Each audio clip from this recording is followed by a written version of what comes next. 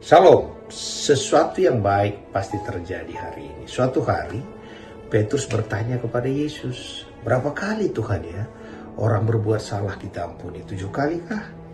Maka Yesus katakan bukan 7 kali, tapi 70 kali 7 kali. Dari mana Yesus mengambil 70 kali 7 kali itu? Itu diambil dari buku Kejadian. Suatu hari waktu Tuhan menghukum Kain katakan, tolong lindungi saya Tuhan. Maka Tuhan katakan, siapa saja yang mengganggu engkau akan dihukum 7 kali. Tapi Lamek, suatu hari Lamek diganggu orang. Maka Lamek ngomong begini, kalau Kain aja dilindungi akan mendapat hukuman 7 kali orang yang mengganggu dia. Tapi yang mengganggu Lamek akan memperoleh 70 kali 7. Artinya apa? Pembalasan yang kekal. Sehingga waktu Lamek itu diganggu orang, dia membunuh orang itu. Jadi 70 kali 7 itu adalah pembalasan yang kekal. Jadi penghukuman yang kekal. Maka Yesus merubah itu menjadi pengampunan yang kekal.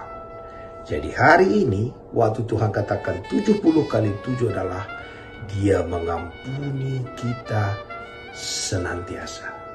Dan itu kita tidak mengerti. Dia mengampuni Petrus waktu dia menyangkal Yesus. Bahkan dia mengampuni orang yang membunuh dia. Kenapa? Karena memang Yesus datang menyelamatkan. Fungsinya tidak pernah berubah. Hari ini dia tidak datang sebagai hakim. Nanti dia datang sebagai hakim, tapi kalau hari ini dia datang menyelamatkan. Sehingga kalau kita lihat orang berkali-kali jatuh, karena fungsi Tuhan menyelamatkan. Kita tahu GPS. Kadang-kadang kalau kita pakai GPS berkali-kali pun kita gagal, dia kan selalu meluruskan kita. GPS gak mengatakan, bandel banget kau, sudah bosan saya, jenuh saya, enggak. Kalau GPS saja sabar, karena tugasnya adalah menentukan arah kita. Jadi berkali-kali pun kita bandel akan dibawanya kembali. Sama seperti Yesus. Tuhan akan membuat segala sesuatu untuk membalikkan kita. Kita perhatikan anak yang hilang. Bagaimana cara Tuhan membalikkan dia? Dengan keadaan harus memakan nasi babi. Tetapi cara Tuhan banyak sekali mengembalikan orang. Kita lihat Petrus, bagaimana cara Tuhan mengembalikan Petrus dengan memberikan dia makan dan juga dikatakan gembalakan domba-dombaku. Bagaimana cara Tuhan menyelamatkan Nikodemus, dia makan bersama dengan dia. Hari ini kerjaan Yesus menyelamatkan kita. Karena itu berkali-kali pun orang gagal, Allah katakan pengampunan senantiasa ada. Mungkin kita katakan, wah kalau gitu suka-suka dong. Setiap dosa itu ada konsekuensinya. Kita kasih aja contoh kebanyakan makan. Kebanyakan makan itu konsekuensinya kita cepat mati. Jadi konsekuensi dosa itu kita tanggung di muka bumi ini. Tapi Tuhan akan tetap mengampuni kita.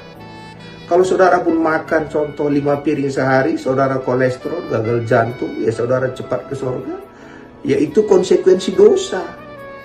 Tapi Allah mengampuni saudara. Allah kan saudara cepat ke surga kok. Jadi akhirnya kita tidak mau untuk melakukan sesuatu karena ada konsekuensi daripada dosa itu. Makanya kita walaupun suka-suka makan, sekarang kita takut makan kan. Kita gak makan gula, kita gak makan nasi. Kenapa? Kalau kita makan itu gula darah kita naik. Apakah Tuhan mengampuni kita? Tuhan mengampuni kita. Iya, tapi kita yang nanggung. Sama, kalau kita mencuri. Tuhan mengampuni, tapi kita dipenjarakan. Makanya saudara, kekuatan kita untuk tidak berbuat dosa itu kita minta dari Tuhan. Jadi hari ini Allah mengampuni kita. Jadi kalau kita gagal, minta kekuatan dari Tuhan. Minta kekuatan Tuhan. Aku selalu gagal di sini Tuhan. Berikan aku kekuatan. Aku tak mau menanggung konsekuensinya ini Tuhan.